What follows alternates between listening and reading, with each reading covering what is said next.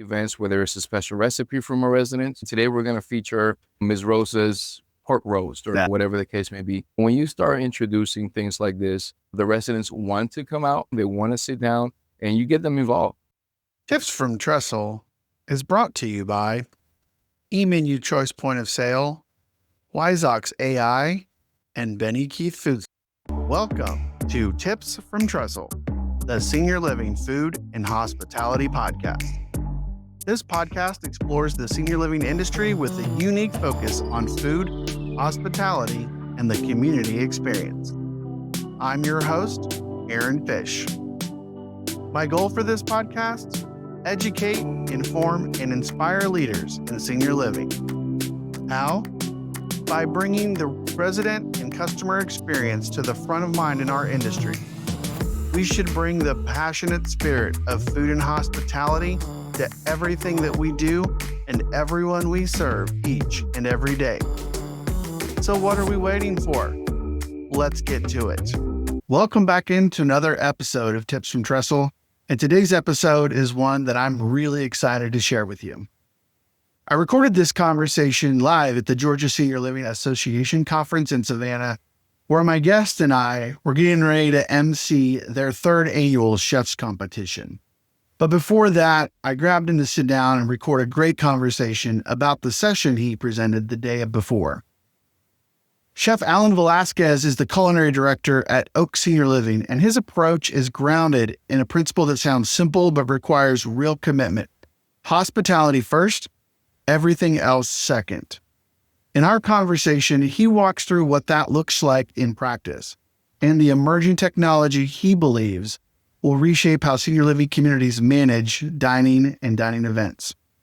It's a practical, insight-driven conversation for operators, culinary directors, and food service leaders who are serious about using dining as a tool for culture building and resident retention.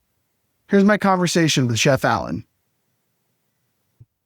Alan, thanks for joining me today on Tips from Trestle. Thank you for having me. I'm excited. We are in the middle of the Georgia Senior Living Association conference. Obviously, we're in our chef attire for the competition later today. But I wanted to sit down and talk to you about the session you did yesterday about dining and culinary operations in independent living. Yes. I think it's a topic that we need to talk about more, about how it's a different animal, a different beast than I think a lot of operators look at it these days. And so let's just start with what was the inspiration for focusing your session on just independent living dining? Yeah. So first and foremost, thank you for having me again, Aaron. This is great. I love all of this. We're having a great time here at GSLA, Savannah, beautiful city. Oh, yeah. But, I grew up with my grandparents, and they got to a point where they wanted to experience the hospitality that anyone would at a restaurant, right? Or at a hotel or, that. And unfortunately, our industry right now, it's so clinically driven that sometimes we tend to forget all about the hospitality part, right? Yeah. So when you bring someone in for independent living, they are still in that phase where they want to experience that restaurant quality hospitality. Yeah. So that's my main focus across, our independent living communities. And that's just what we want to provide is hospitality first. Everything else comes later. Right. We want to give you the experience, not only just the meal, but a meal with a smile. Yeah. I love that meal with a smile idea, right? That's really cool. One of the things that your session did was, which I totally appreciate because it's what we try to do at Trestle, is make that connection between dining and lifestyle. And so when you think about that connection, how would you explain to the listeners how a well-designed program can really kind of shape that community culture, especially in independent living? Oh my goodness. I cannot express how many times I've said, organize, organize, organize. Right. And the biggest thing for us is we want to provide the residents what they want. So if, for example, we're sitting down and I want to know what you want to eat, what you want to see in your menus, I'm going to sit down and I'm going to have something like a chef's corner. I'm going to ask our residents, how do you guys feel about doing a lobster tail, or a lobster bisque? It's getting cozy. It's getting, it's getting cool out here. And I get all of the feedback from all of the residents to implement something that they want to do.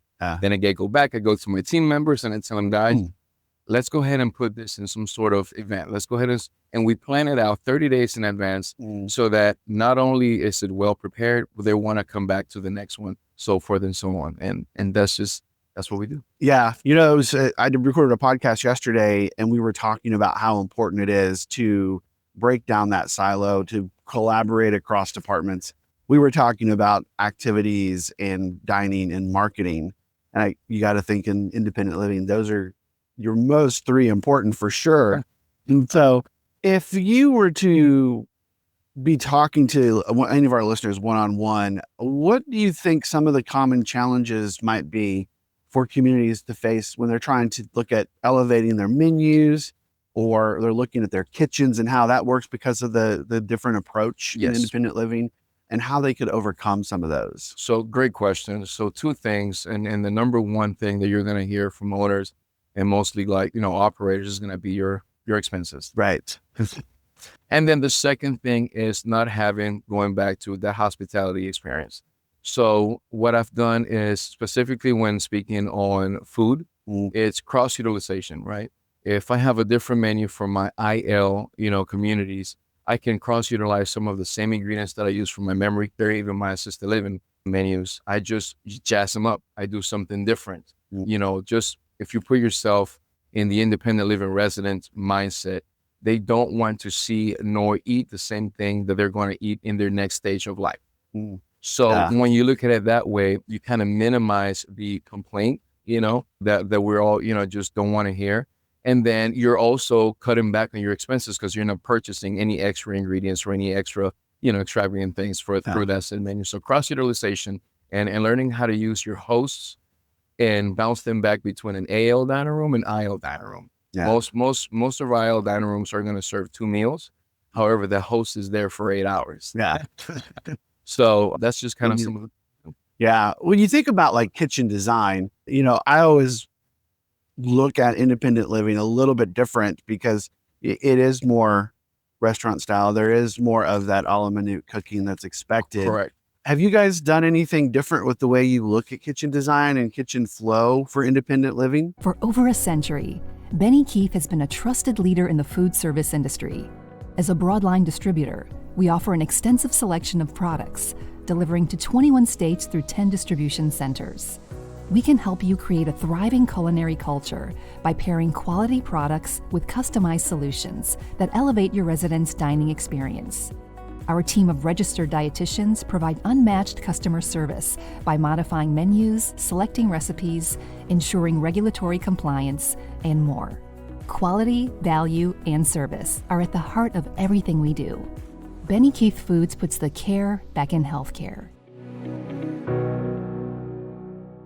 So yes, it's funny you say that. We just finished building one in Eagles Landing, where as opposed to some other ones, they have, a clubhouse where the independent living residents go and they're kind of separated. Yeah. Well, what we did here was have 2 same kitchen, just a huge kitchen, but have 2 different dining rooms, if you will, within the same building.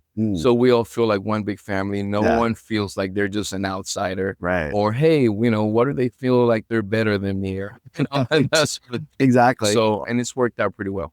Yeah. I know in some of the kitchens that I've helped design, that kind of setup has worked great because you can elevate your assisted living menus because you've elevated the IL menu. Correct. And that flow of people moving from one to the other isn't quite the shock to the system. Correct. So, Correct. Yeah. One of the things you kind of hinted on earlier was these themed meals, making something memorable. But you also talked a little bit in the presentation about having everyday experiences as well. So I'd love for you to talk about how those can come together and how the training you do and how the focus on that for your staff can elevate the experience. Yeah, no, again, going back to the hospitality, going back to that service with a smile. And I understand the clinical part, I understand having the restrictions, having the diets. It's just something we typically just don't focus when it comes to independent living. So when you walk into a dining room, you want to have everything from the flowers on the table to the napkin foldings to the silverware to the chairs being cleaned to the chandeliers that have been done. I mean, it's the full experience. Yeah. And I've always taught everyone or coached everyone to come in and look at everything first. The plate is the last thing that we do. And with having that experience, I've always, kind of put together weekly themed events where there's a special recipe from a resident. Hey, today we're going to feature, Ms. Rosa's pork roast or, whatever the case may be. So when you start introducing things like this, the residents want to come out, they want to sit down, and you get them involved. Yeah. Do you find that in independent living, you get more engagement in those resident focused programs like the recipes or culinary classes or cooking demonstrations than you might in an assisted living? It depends. It depends how well executed you do your programs. If I give you, if I've received Ms. Rosa's pork loin and I mess it up, Ms. Rosa's probably not going to give me another piece of chicken. Good point. So it depends on the execution. But then again, it just goes back to proper planning. Yeah, for sure. So one of the things you kind of hinted at owners being focused on costs and how we manage that. And so when you look at how your teams work, how do you get them or how do you set them up to be able to balance the efficiencies operationally with having that high quality, that personalized dining experience, kind of that service with a smile, as you said, in the operation? Well, I mean, there's a lot of factors to that, specifically when it comes to, meals and the items that we put on there. So we work with a GPO. We get great pricing. And I always tell all the chefs, hey, please make sure you're purchasing the right items because we're going to get your rebates. And that's not a factor in our actual food cost. So if by the end of the quarter, you receive a rebate check, let's say $1,500, that sounds like a party to me.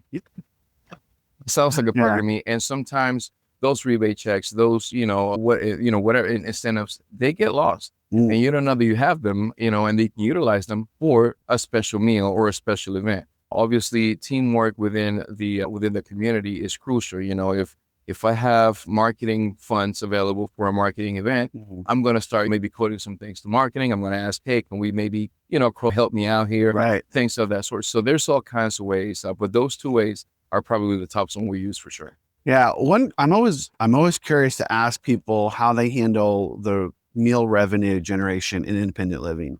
Some operators look at it as, okay, we're going to add that to our bottom line. Other operators look at it as almost like free money to elevate their experience. And so how do you guys approach the revenue piece when you look at that? So that's a good question. Technology continues to drive changes in senior care, and that includes food service. eMenu Choice is an award-winning point-of-service application for managing the dining function in senior living communities. This mobile, touchscreen-enabled software enhances the dining experience for residents while streamlining processes for staff. The flexibility and functionality of eMenu Choice makes it an effective solution for any type of senior living environment, from independent and assisted living to skilled nursing facilities. It works for production kitchens or restaurant-style service with options for per meal or a la carte pricing and accommodates a variety of payments, including bill to account, meal credits, and credit cards. Created by a senior care provider with more than a century of experience serving older adults, eMenu Choice eliminates communication barriers between staff and residents while enabling person-centered choices and greater resident satisfaction. eMenu Choice, transforming dining for senior living. So that's one of those incentives. That's one of those cherry on top is what I call them, right? Yeah. We don't count them. We don't count them. We'll go maybe Q1, Q2. We see what we've collected. And then year to date, we'll see where we're at. Most likely we'll be under our budget. And now we can start preparing things for the holidays. Now we can start preparing things for 4th of July because we know what we've got. So that's kind of how we do it. Yeah. That reinvestment piece, I think, is the smart way to do it because some operators just I don't believe they should look at it as like extra revenue. Should look at it as a way to enhance the experience. There you go. Yeah. Just like free marketing dollars. There you go. Well said. So, one of the things in the presentation that was mentioned was this idea of dining being a signature element. Mm-hmm. And so when you think about that, how does that impact resident satisfaction and resident expectations when it comes to independent living? Oh, I mean, it's immense, especially when you're doing a tour. When you're doing a tour through independent living, assisted living, but specifically independent living, the first thing they want to know is, do I have a timer on when I eat? Can I have choice? And when you give them both time and choice, you've sold it. Yeah. And that's one of the things we focus at Oaks is just to have, give them the choice and go through specialty menus, ask them what they want to see. And then if you want to call in for a pickup, you can do that. If you want to give us the ticket for a guest, you can do that. And we'll create the dish for you. I've been to communities, unfortunately, where they don't have neither the choice nor the time. If you missed your meal between, 7 and 9, You're done. Unfortunately, we have many different menus where it's just all out of cart and you can just come in and eat when you want. So time and choice is big for us. Yeah, that's a huge piece. Yes. That flexibility, especially for independent living, because those are basically active adult. They get up when they want to, sleep when they want. Yeah. Well, and they're out and about all day. Exactly. Like, I know. I think about my in-laws who are in their 70s. They're not in a community. If they were in a community, they would be out golfing. They're out with their friends. Like they're taking 2 months off to vacation. And so, that flexibility is, I think, key. Yeah, absolutely. So, absolutely. When you think about innovation, because we're always looking at like new technology or different service models, what has your approach been at the Oaks, and what do you think the industry could be doing better when it comes to using innovation and those kinds of technologies to transform the dining experience? That's, again, another good question. I covered this yesterday, and one of the things we're actually want to start looking into is apps and QR codes. Okay. So one of my biggest things is having events at the community, getting everyone involved, community partners, marketing, the residents, and sometimes these RSVPs get lost. Yeah. You thought it was 25 when it was 250. Now I don't have enough chicken in the back. Not enough chicken for that, sure. So when you start introducing things like RSVP through a QR code or RSVP through an app, and you get all of these metrics, in the palm of your hand, it just makes everything, the workflow, just that much easier. So QR codes and apps is going to be the next big thing. Mark my words. Yeah. It's funny you mentioned QR codes. I have a couple of clients that I'm working with, and we've been talking about like collecting resident feedback using QR codes. It's like, all right, like they're going to fill out the cards, but they're going to get lost. So how do we capture them in the moment? And one of the things we do at this particular community is they'll phone in their order, and that's great, but if we have an app where they can just press from the menu, sort of like a DoorDash. Yeah. But for senior living. Right. Yeah. I think that should be the next big thing. So yeah, no, I love that. Especially because independent living, those residents are way more tech savvy than I think we give them credit for. 100%. Well, Alan, as we wrap up here, this has been a great conversation. I appreciate you taking some time. Of course. Obviously, our listeners, they're always looking for ways to improve what they're doing, trying to learn from all kinds of different resources. And so if a listener has an independent living community and they want to elevate that experience, they want to use dining as that marketing secret weapon, what would be the 1 or 2 things you would tell them they need to focus on first to get started on that journey? Great question. And I always say the same thing. When people ask me this, when you go out to a restaurant, you're going to come back every time if the service is good. Your steak may be a little bit of you can always get the steak redone. You cannot get that service redone. If the server is horrible and it's just a horrible service, you're not coming back. So I always tell them, just make sure that your service is there, whether it's through a host or a server or whatever the case may be, and they will always come back. You'll have your IL filled 100%. You can always recook a steak. You can't recook service. For sure. For sure. So, Alan, how can people connect with you if they want to pick your brain more about this and dining in general? Yeah, my email, just very simple, alanv@oslcares.com. That's ALANV as Victor @oslcares.com. Shoot me an email and then we'll be glad to, just connect.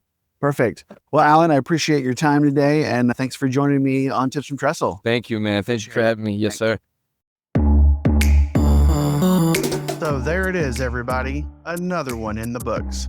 Thanks again for tuning in. Please follow and subscribe on YouTube, Spotify, Apple, or wherever you get your podcasts. And be sure to follow us on social media at Tips from Trestle. You can also learn more about the work I do by following me on LinkedIn, Twitter, Instagram, and even TikTok. And be sure to check out Trestle Hospitality Concepts at www.trestlehospitalityconcepts.com. I'm your host, Aaron Fish, and this has been another episode of Tips from Trestle.